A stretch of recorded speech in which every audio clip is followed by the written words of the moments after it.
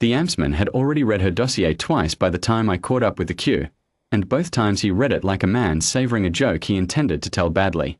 Earth, he said, turning the thin folder so the room could see how thin it was. One planet. One language of record, though they claim thousands. No trade charter. No standing envoy. And this. He held up the single transit chit, pinched between two fingers like something he'd found on his boot. A courier's pass. Unescorted. Unsponsored. He looked past the folder to the woman standing at the desk. Do you understand the seriousness of presenting incomplete papers to this tribunal? She didn't answer. She didn't look away either. She stood with her hands folded in front of her, a grey travelling coat buttoned to the throat, and let the question sit in the air until it curdled.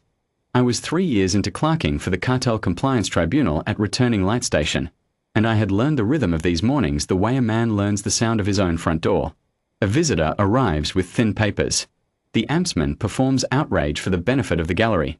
Merchants waiting on their own stamps. Junior clerks like myself pretending to file while we watched. The visitor apologizes, or argues, or weeps, and is processed eventually, chastened. It is a small theatre, run 6 mornings a week, and I had never once seen the visitor simply wait. She waited. I asked you a question, the Amtsman said. You did, she said. That was all. 2 words.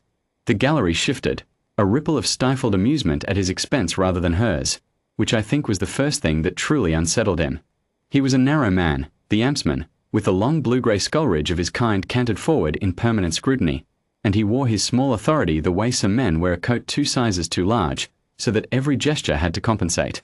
Then perhaps you'd like to answer it, he said. I don't believe I would, she said. I put down my stylus. Understand, this was not defiance as I had seen it from other species at that desk, the chest-out posturing of a Varka trade delegate or the long ceremonial refusals of a Thren elder-siding lineage. She wasn't performing anything. She stood the way a woman stands at a bus stop, faintly bored, waiting for a vehicle that she already knew was coming. The Amtsman set the folder down with more force than the folder warranted. Then I find your documentation insufficient, he announced, pitching his voice for the room now, not for her. I will be recommending to the tribunal panel that Earth visitors be remanded to secondary processing pending full diplomatic accreditation which, as far as this desk is aware, does not exist. A clerk 2 desks down, Forrell, who I'd shared a meal hall table with for 2 years and never once seen smile, actually laughed. Short, surprised, delighted at the spectacle of it. The gallery murmured its agreement. I watched the woman's face for the flinch I expected. It didn't come. What came instead was smaller and stranger. She reached 2 fingers into the inner seam of her coat collar, where I had assumed there was only stitching, and drew out a flat black case no larger than a hand. She set it on the desk between herself and the Amtsman with no particular ceremony, the way one sets down a bill at the end of a meal. Before you recommend anything, she said, you should open that. The Amtsman looked at the case the way you'd look at an insect that had just spoken to you. This tribunal does not take instruction from the party under review. No, she agreed. It doesn't. That's not instruction. That's the file you're missing. He should have called for security. I think, looking back, that the only reason he didn't was the same reason none of us moved. The stillness of her was contagious, and contagious in a direction none of us had a name for yet. He picked up the case instead, turned it over, found the seam, and opened it. I did not see, at first, what was inside. I saw his face change. It is a strange thing to watch a man's certainty leave him in real time. The Amtsman's skull ridge, which had been canted forward in scrutiny, went very still, the way a held breath goes still. He lifted out a single folded document, cream-coloured, dense with the close violet print of cartel formal record, and at the bottom of it, I knew this seal. Everyone at that desk knew this seal. It was stamped into the lintel above the tribunal's own door. It was the seal of the throne itself, the cartel's highest registering authority, the one body whose signature outranked every tribunal, every Amtsman, every gallery of amused merchants on every station in the league. He read it once, silently.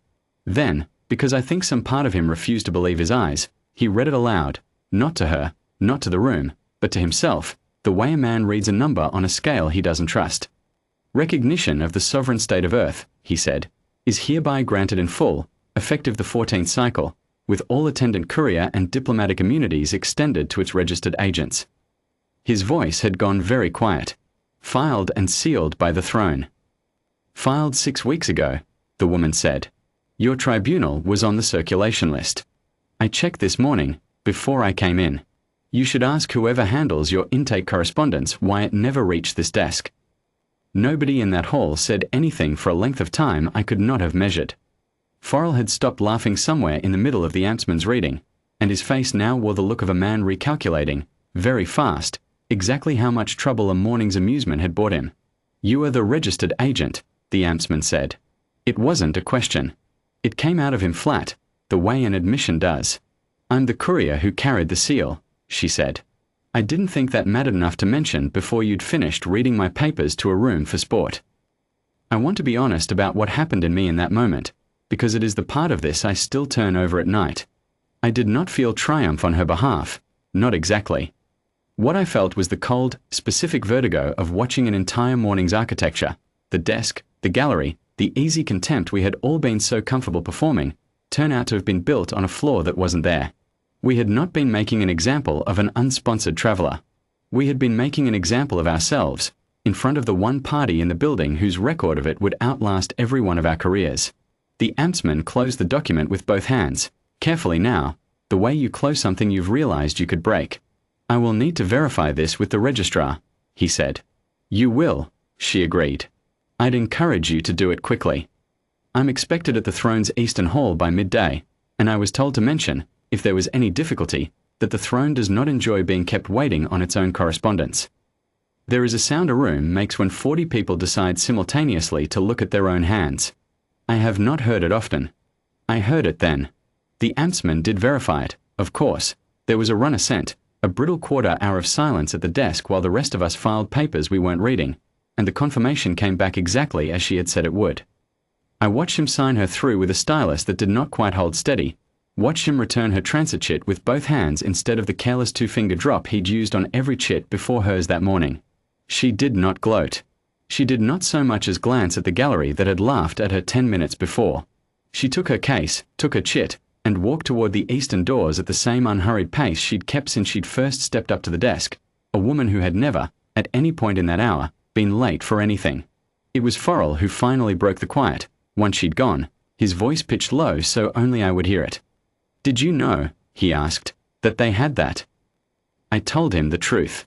I hadn't known. None of us had known. That was the entire point of how she'd carried it, folded into a coat seam instead of brandished at the door, held back until the room had finished hanging itself with its own rope. I have thought since about why Earth would send a courier who let an Amtsman perform his small cruelty in full before producing the one document that ended it, and I no longer think it was patience, or mercy, or even strategy in the way we use that word.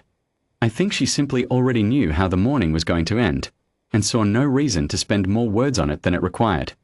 The tribunal struck the entire transcript from the morning's record within the hour, not at the woman's request, no one had made one, but at the Amtsman's own, filed before the registrar could ask why a recognized sovereign state's courier had been detained and mocked for 40 minutes at a border desk that should have known better 6 weeks earlier.